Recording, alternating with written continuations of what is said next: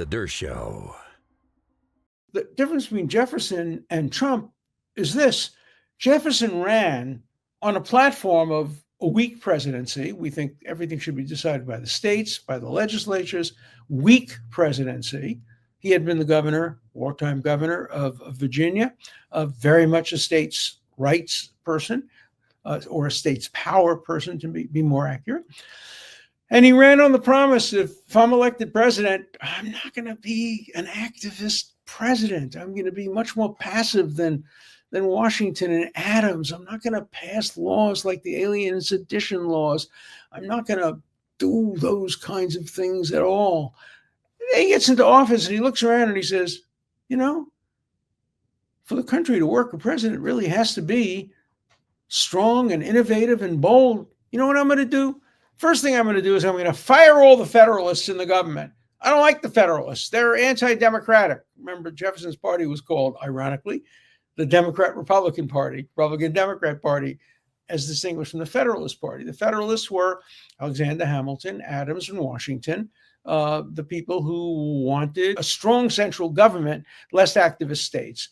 And the anti-Federalists, the Republicans, Democrats, states power and states' interests, and more of an interest in democracy. Hamilton, Adams, and Washington were more in favor of a republic, as Franklin said, if you can and keep it.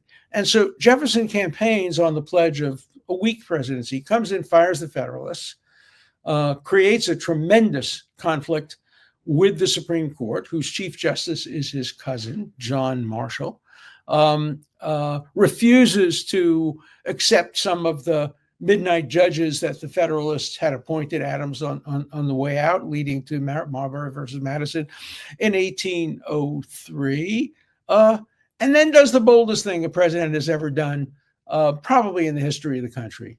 He doubles the size of the country.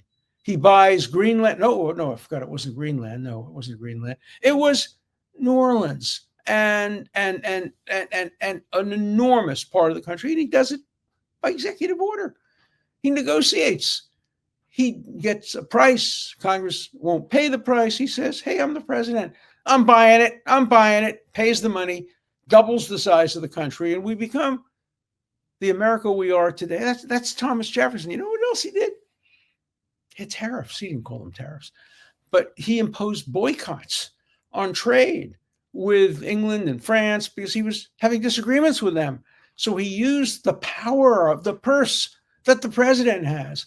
I mean, Jefferson's days in office are more reminiscent of Trump's days in office than they are of first days in office of most other presidents.